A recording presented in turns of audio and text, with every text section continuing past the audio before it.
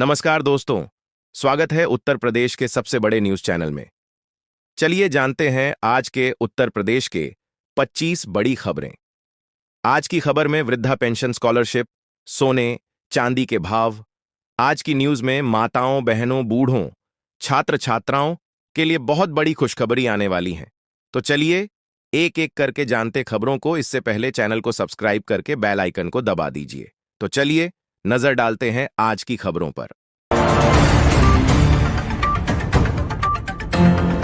भारत सरकार की पीएम सम्मान निधि योजना देश भर के करोड़ों किसानों के लिए बड़ी उम्मीद की किरण है। इस योजना के जरिए किसानों को हर साल 6,000 रूपए आर्थिक मदद सीधे उनके खाते में दी जाती है। अब तक भारत सरकार द्वारा किसानों को 21वीं किस्त सफलतापूर्वक भेज दी गई है और अब किसान अपनी 22वीं किस्त का बेसब्री से इंतजार कर रहे हैं। हाल ही में पीएम किसान सम्मान निधि योजना को लेकर नए अपडेट निकल के सामने आ रही है, जिसमें भारत सरकार पारदर्शिता बढ़ाने और लाभ के पैसों को बढ़ाने की बात चल रही है। हालांकि इस योजना में 6 बड़े बदलाव किए गए हैं। अगर आप एक किसान हैं और अपनी अगली किस्त सुरक्षित करना चाहते हैं तो अपने बैंक खाते से संबंधित जानकारी लेते रहिए। और योजना में बदलाव की वजह से काफी सारे किसान लाभ से वंचित हो सकते हैं।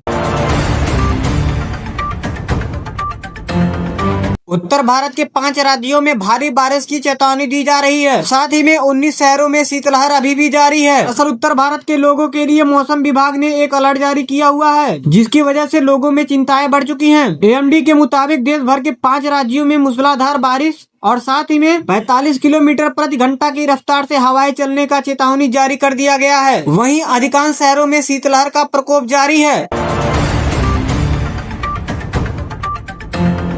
यूपी के 660 से ज्यादा शिक्षकों और कर्मचारियों की सूची जारी और साथ ही में संपत्ति का ब्यौरा न देने पर प्रमोशन पर रोक। दरअसल बरेली मंडल सहित उत्तर प्रदेश के कई शिक्षकों और कर्मचारियों ने मानव संपदा पोर्टल पर अपनी चल संपत्ति और अचल संपत्ति का ब्यौरा नहीं दर्ज किया है। उच्च शिक्षा निदेशालय ने 21 जनवरी तक जानकारी अपलोड करने की अंतिम चेतावनी दी है।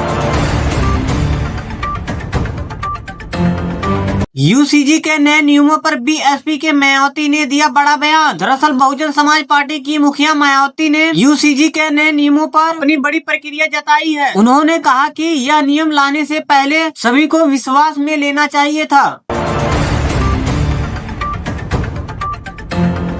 योगी आदित्यनाथ सरकार ने वर्ष 2012 से पहले स्थापित ईंट भट्टा चालकों को बड़ी राहत दे दी है। दरअसल मुख्यमंत्री योगी आदित्यनाथ की अध्यक्षता में गुरुवार को हुई कैबिनेट बैठक में उत्तर प्रदेश के ईंट भट्टों के नियमावली को स्वीकृति प्रदान कर दी है। नियमावली में इस संशोधन के बाद प्रदेश में 4,000 ईंट भट्टे अब वैध हो जाएंगे। इससे सरकार के राजस्व में वृद्धि होगी और साथ ही में 30 से 40 हजार श्रमिकों को रोजगार मिलेगा।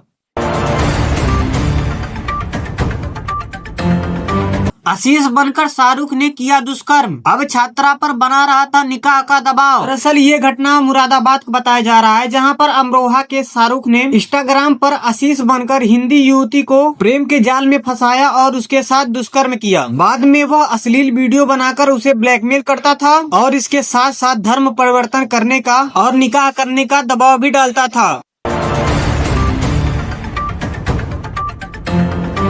पीलीभीत की नई बस्ती कॉलोनी में आकाश गंगावार ने अपनी शादी की सालगिरह पर फांसी लगाकर आत्महत्या कर ली। सुबह पत्नी प्रीति से मामूली विवाद हुआ था। शाम को उसने अपनी पत्नी से बड़ा सरप्राइज देने की बात कही थी। बाद में वह अपने कमरे में फंदे से लटका मिला। इस दुखद घटना को लेकर परिवार में मायूसी छा गई है। पुलिस ने शव को पोस्टमार्टम के लिए भेज दिया है। यूसीजी का काला कानून क्या है, जिसे लेकर स्वर्ण संगठनों ने राष्ट्रपति के नाम विज्ञापन सौंपा है। दरअसल यूसीजी कानून को लेकर देश भर में विरोध प्रदर्शन देखने को मिला है। वहीं पर कुछ लोग इसका समर्थन करते हुए नजर आ रहे हैं। परिया गन्ना मुरादाबाद से स्वर्ण संगठनों ने यूसीजी के नए नियमों को काला कानून बताते हुए विरोध प्रदर्शन किया और साथ ही में स्वर्ण समाज के त्रिय महासभा सहित कई संगठनों ने अंबेडकर पार्क में और जिलाधिकारी कार्यालय तक मार्च किया और राष्ट्रपति को संबोधित करते हुए ज्ञापन सौंपा।